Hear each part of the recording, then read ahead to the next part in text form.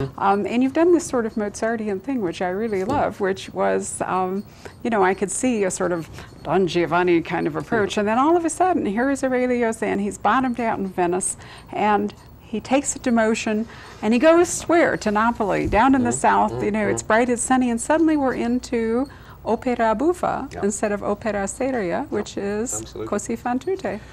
Lovely book. Well, that's it, and really that was more or less my train of thought. You know, I thought that with De Lagoon, which is a Venetian book, I really had got just about as, and it's a very dark book. I'm very proud of it, I have to say, and I'm glad you like it. I do very much. And I think it's a good book about Venice. But Venice, as we all know, is a, you know, is a town which has a certain melancholy about it. I thought, where do I go from here? Well, you couldn't really go any further down without drowning. Exactly. So it was necessary. And I think that the drama of this, I mean, complete reversal makes the book Così fan tutte even more fun. Well, that's what I was thinking. I wanted to keep the series. And the other thing was that when I was on the road for, you know, doing a tour for Dead Lagoon, including at your shop, you know, people came up to me and sort of said, "Oh, you know, we loved Aurelio's Zen. Too bad the series is over." And I thought, "Huh?" Well, they seem to see it as a closure, you know. And I thought, well, it wasn't meant to be, and I don't want it to be, and it's, you know, it's not going to be. But somehow I have to keep it going. So I thought the first thing was to send him down south, and then the second thing was to try and get a really clear idea of what it meant to be in the south, which is of Italy, which is quite different from the north. You know, there's I mean, there's a famous saying in Italy that, you know, in the north of Italy the situation is serious, but it isn't desperate. In the south it's desperate, but it isn't serious. And what I wanted to get was that kind of sense of desperation, but without the seriousness. And then I thought, you know, opera buffa is a wonderful way to do this. But also this links into something else, which I mean, you've been sort of mentioning how many different things I've done. And you know, I mean, you know, there's this kind of slogan over here about celebrate diversity. I mean, it seems to me that's something which I want to do very much in my writing. And it's something which I'm able to do for the same reason that we're able to do it socially, because it's basically a very strong system we've got. You know, I mean, in other words, we don't have to be frightened about people doing different things, because, you know, the mystery novel, the crime novel, whatever you want to call it, is so strong in its basic set. I mean, so many people like it, they want to read it, it's plot driven, it's character driven, it's got stuff happening, you know. We can tweak this in all kinds of ways without it. It's not going to self-destruct on us, you know, because it's a strong thing. And so I did feel that I wanted to do something completely sort of off the wall, and really, Così fan tutte was that, you know, it was just taking this Mozart opera, which happens to be set in Naples, and really modelling the plot on that. It certainly does. In fact, as an added layer of fun, you can read the book very nicely if you don't know the opera. But if you're familiar with Così fan tutte, it adds a whole layer of enjoyment. No, I mean, this is not an opera snob's book. I mean, I was not intending to think that you have to sort of know the opera inside out and read the book. I mean, I think you can probably read the book without knowing the opera at all. Also, because we all have a sense, I think, of that kind of you know, 18th century comic opera or comic play thing in our bones at some level. I mean, it's the thing where people come in and sort of say, "Oddio, sono morto," you know, and then, you know, "It's my mother," and "My mother, but surely, you know, no, this is her father," and then the door collapses. I mean, it's like French farce in a way, you know, and it's got that kind of very rapid, plot-driven thing, which seems to me to be also, you know, part of the thing that we do in the mystery genre the whole time. Well, I think you parallel the opera absolutely brilliantly, and I love the way Zen assumes that central role, which is, of course, really the crux of not the lovers, but in fact the man who's, you know, creating the manipulator. Exactly, whose name I regret to tell you in the opera has gone totally out of my head. Yeah. But in any case, I love the way Zen goes, and it opens up all kinds of possibilities.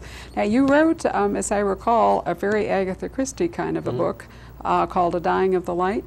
And then there was something that was really quite satirical right before it. The name, is it The Tryst? Is that what I'm thinking of? No, it was more recent than that. No, before Dying of the Light was it was in Oxford. Cabal.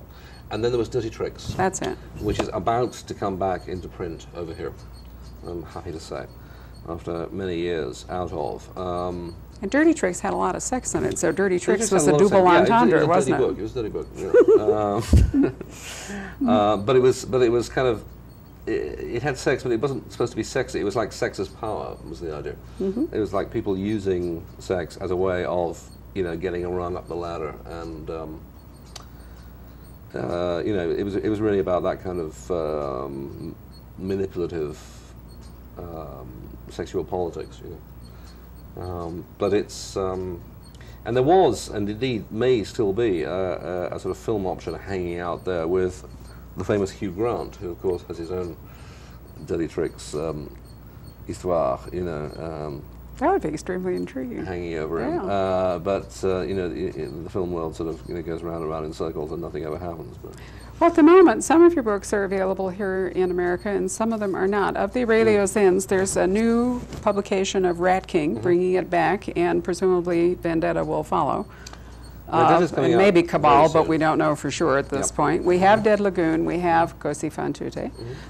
We do not have at this, and we have the last Sherlock Holmes story, but we are missing A Rich Full Death, certainly. Rich Full Death has never been published over here for reasons which I don't completely understand. Quite apart from anything else, its protagonist is actually American. But also, the other one is The Tricks, which will be coming back into print soon, all with this series. And I'm delighted because it does give readers a chance to appreciate your infinite variety. And I assume that at the moment, since you seem to alternate Zens with some other kind of book, that you are working on a not Zen book. No, you're wrong. Oh, good. Well, I'm thrilled to be wrong, because I like, no matter how much I like the other ones, frankly, the Zens are my favorites. And this is actually, you're actually completely right in terms of the logic of the thing. But for the first time, I've actually done two in a row. So I'm working on a Zen book. It's set in Piedmont in northern Italy. Oh, good. Miles away from Naples, in the wine country. Sort of quiet, placid agricultural community in which sort of very odd things happen. Wonderful. You mean I can crack open the Chianti and just kind of lean back and... Well, the Barolo, I think. I see. Well, that's true. Barolo would be good. And this, of course, gives you a chance for more travel-free, tax-free travel back to Italy. Do you go back for every book? Yeah. Almost have to, don't you? Well, I do, because I'm one of those people who, I mean, Harry Keating, for example, you know, wrote at least 12, if not 15, of the Inspector Gotye novels without ever having set a foot in India, he told me, and was eventually invited over by a group of Indian fans who sort of paid his ticket and said, look, you must come. Right. I couldn't do that. I mean, I admire that enormously, but I can't do it. I actually do have to go and, you know, sort of set foot and touch base and all the rest of it. Well, I am thrilled to hear this good news, and I'm very pleased that you were able to come back to sign Così fan tutte for us. Michael, thank you very much, and thank you for joining us.